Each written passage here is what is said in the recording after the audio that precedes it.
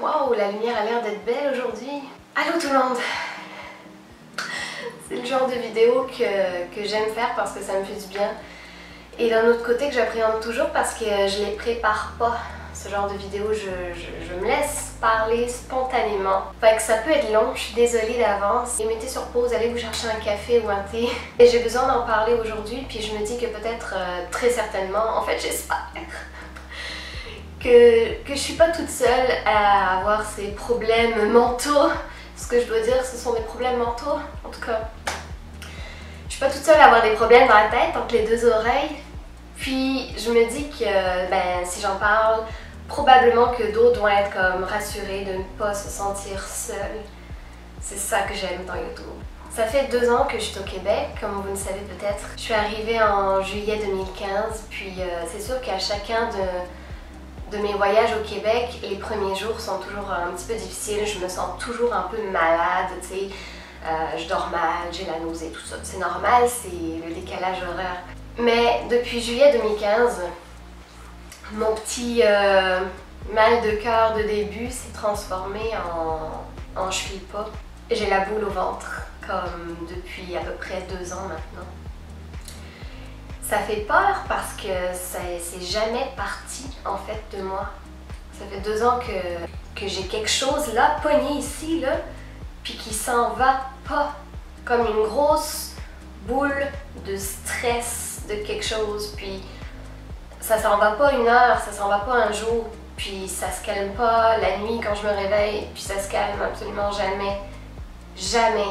Même quand je file bien, même quand je suis de bonne humeur, même quand je vis quelque chose de fun, ça s'en va pas. Même que des fois je suis comme, voyons donc, qu'est-ce qu'il y a? Il n'y a rien au moment précis qui devrait me faire me sentir mal, ou il n'y a rien, je crois, qui me stresse particulièrement, ou je suis de bonne humeur, ça devrait pas être là. Puis en fait, c'est toujours là. Et c'est vrai qu'au bout de quelques mois, j'étais allée consulter un médecin ici, à Granby. Ça a servi à rien parce que je crois profondément que c'est psychologique tout ça, je me connais. Je me connais parce que ce que je ressens là, je l'ai déjà ressenti des fois quand j'habitais en Europe, mais tu sais, c'était quand même passager, tu sais. Tu ressens ce genre d'affaires-là avant un entretien d'embauche, tu sais, ce genre d'affaires normales, puis ça s'en va. Non, aujourd'hui, cette fois-là, ça s'en va pas, puis le médecin a rien pu faire, en plus que ça coûte un bras, une jambe quand t'es pas canadien ici, là, quand t'es étranger, que tu dois payer le médecin et que tu peux premièrement pas avoir n'importe quel médecin. Tu sais, ça avait genre coûté 300$. Tu sais, je suis le genre de fille qui s'analyse quand même beaucoup, surtout depuis ces derniers temps. Je dirais depuis 2-3 mois, je m'examine pas mal, puis j'essaye de comprendre, de me comprendre. Mon fonctionnement, comment je fonctionne moi. Puis je sais que c'est sûr que depuis que je suis ici, je suis vraiment sortie de ma zone de confort, même si on s'entend que le Québec c'est quand même pas... oui, c'est très différent de la France, mais c'est pas comme si je m'en allais, je sais pas moi, en Asie par exemple. La culture est encore plus différente, etc. C'est une autre langue, puis vous comprenez où je veux en venir. Ça fait 2 ans que je suis là maintenant et je pense que je suis pas mal assimilée, puis il y a beaucoup de monde qui pense même que je suis québécoise. Fait que je pense que le problème n'est pas uniquement là, le problème n'est pas uniquement le fait que j'ai changé de région, puisque premièrement c'était pas la première fois, j'ai beaucoup changé de région, beaucoup déménagé dans ma vie, vous le savez peut-être, j'en ai parlé dans d'autres vidéos. Et j'ai trouvé dernièrement que finalement, je vivais dans le stress.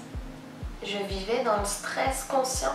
Puis j'ai essayé de comprendre qu'est-ce qui me fait stresser, mettre le doigt là-dessus pour pouvoir comme m'en débarrasser.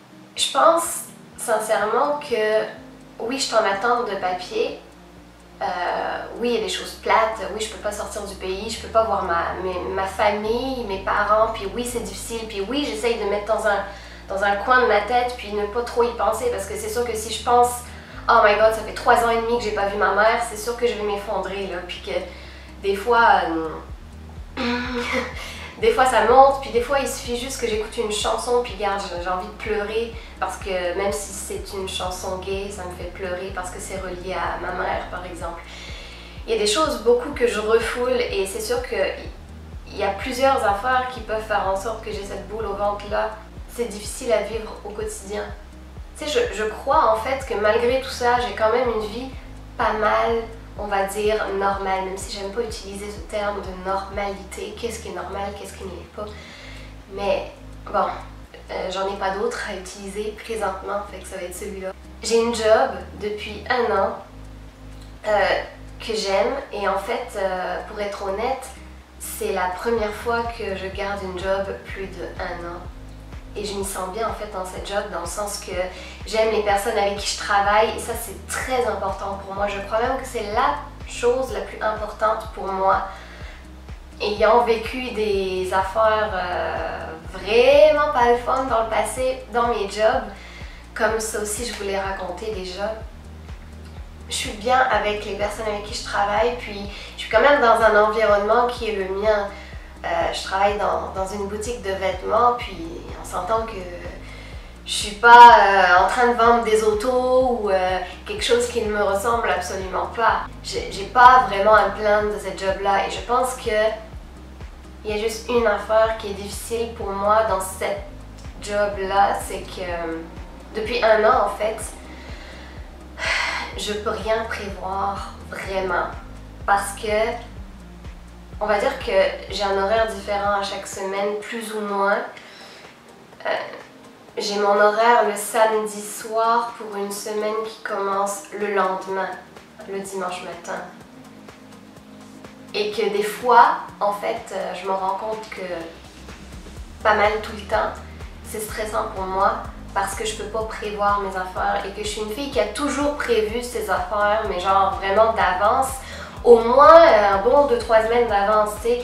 Si par exemple tu veux assister à un événement, si par exemple tu vas aller voir une amie qui habite pas loin, c'est des choses qui doivent se prévoir, puis je peux pas vraiment. Ici à Granby, je suis quand même un peu active dans la communauté chrétienne, puis autour de l'église. Puis des fois on a des réunions, puis tu sais, c'est comme qui peut faire telle affaire, telle date, pour telle activité, puis je suis comme... Je peux pas. Peut-être que je peux, mais comme tu as besoin d'une réponse maintenant, je peux pas te le dire que je pourrais. Fait que je vis ce genre d'affaires-là tout le temps. Il y a tel lancement qui se passe à Montréal le mois prochain, puis il y a une amie qui me demande « Hey, tu viens-tu? » Je ne sais pas, puis je vais le savoir quelques jours d'avance, puis je suis désolée, je peux pas te le dire. Et en fait, c'est tout le temps ça. Tout le temps depuis 1 an, parce que oui, je peux demander congé une fois de temps en temps à ma boss, mais je passerai pas mon temps à lui demander à toutes les semaines quelque chose. Tu comprends? Surtout qu'elle-même, des fois, elle peut pas le savoir autant d'avance si elle va avoir besoin de moi à telle date. Fait que je suis comme, je garde tout ça en moi, et moi, la fille la plus carrée de la planète, j'exagère à peine parce que je connais pas grand monde qui soit comme moi en fait. J'ai besoin de prévoir mes affaires, puis je me dis que des fois les gens, ils doivent eux-mêmes prévoir leurs affaires en fonction de est-ce que je vais être là ou pas, tu vois, et ça rapporte une autre source de stress pour moi. En fait, on dirait qu'à chaque fois que je sors de la track, ça me rend malade. Ça me rend malade. Et je sais pas comment me sortir de ça. Est-ce que je dois changer de job alors que j'y suis bien? J'ai pas envie. J'ai pas envie, sincèrement. Ok, j'ai pas beaucoup d'heures, j'ai des payes un petit peu miséreuses, mais j'y suis bien et c'est la première fois que je suis bien dans une job. Est-ce que je dois en changer pour autant? Ça me fait chier.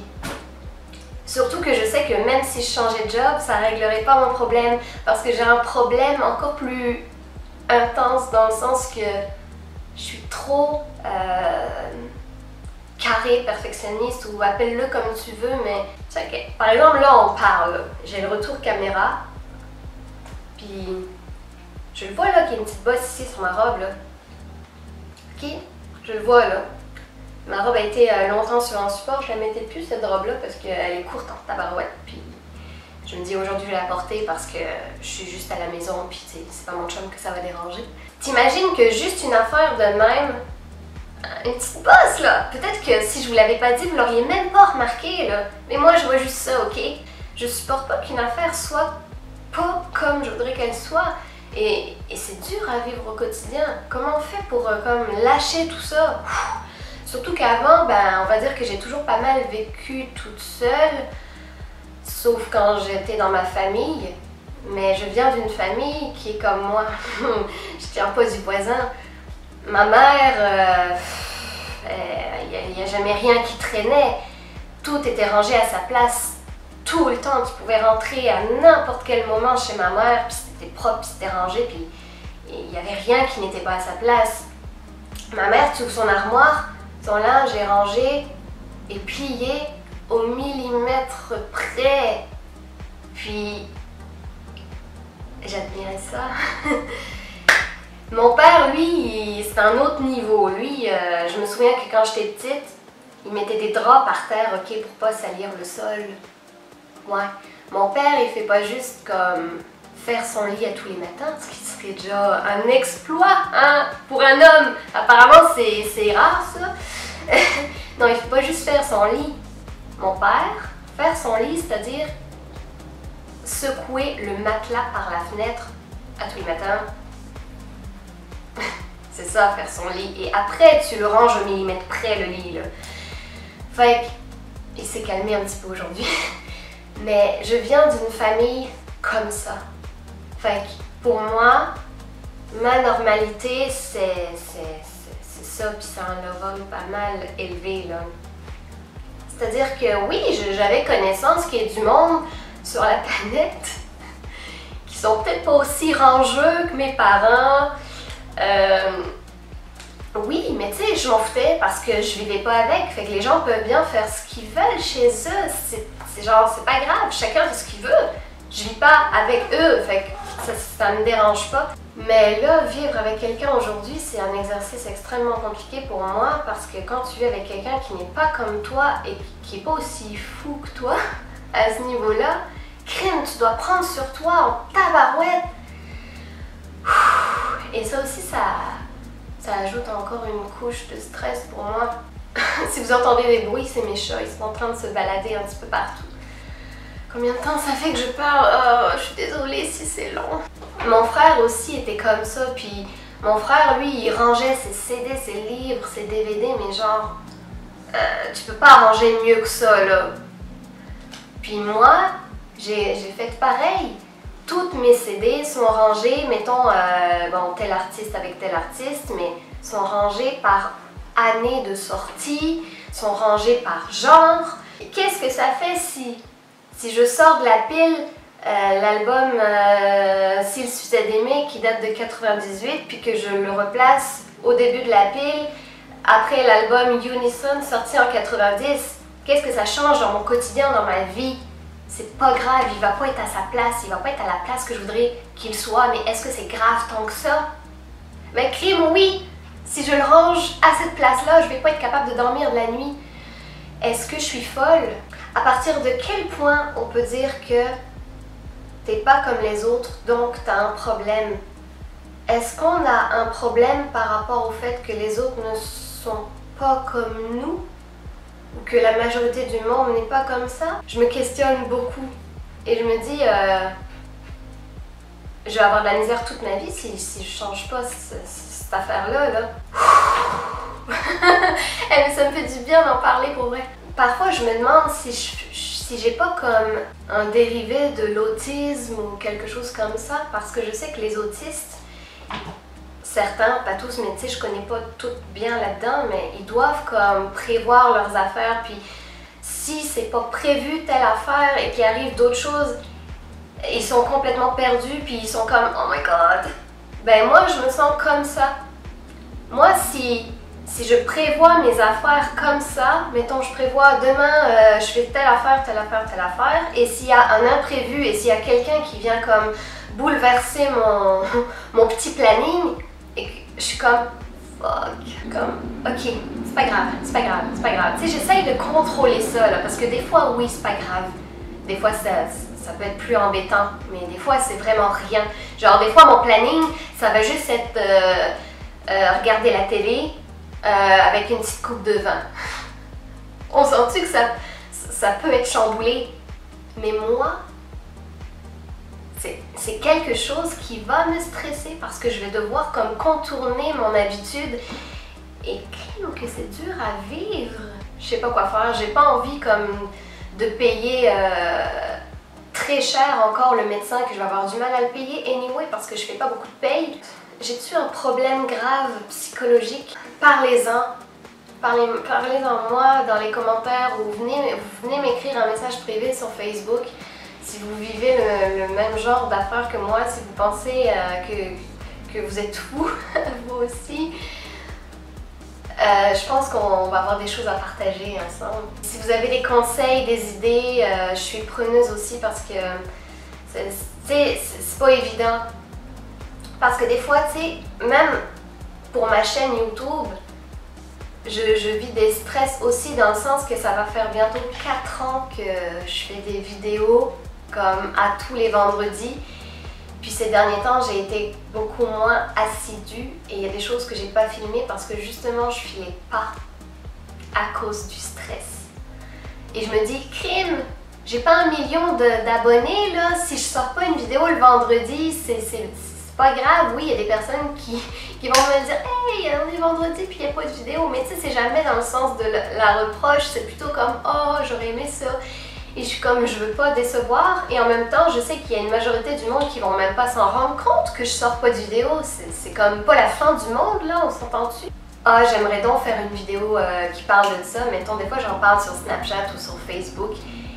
Puis, il arrive que d'un coup, bam, je perds la motivation, je perds l'envie. En fait, quand je dis quelque chose, mettons, je dis que je vais faire quelque chose, je le fais parce que ça a toujours été comme ça. Maintenant, ces derniers mois, années, je peux pas toujours faire ce que je dis par rapport à des choses qui sont extérieures à moi, par rapport à des gens. Quand je dis extérieur à moi, c'est-à-dire c'est pas moi, mais ça peut être des proches, mais je peux pas toujours faire ce que j'ai dit que je ferais. Puis ça aussi, ça me rend malade. Hey, que ça va pas bien! Je vais arrêter la vidéo là parce que je pense qu'elle est assez longue déjà, puis merci de m'avoir écouté. Si on peut s'entraider, hein? Merci beaucoup tout le monde d'avoir écouté la vidéo. Retrouvez-moi sur les réseaux sociaux, ma page Facebook, mon compte Twitter, mon compte Instagram et je suis aussi sur Snapchat. Venez me parler, ça va me faire plaisir. En attendant la prochaine vidéo. Bye bye tout le monde.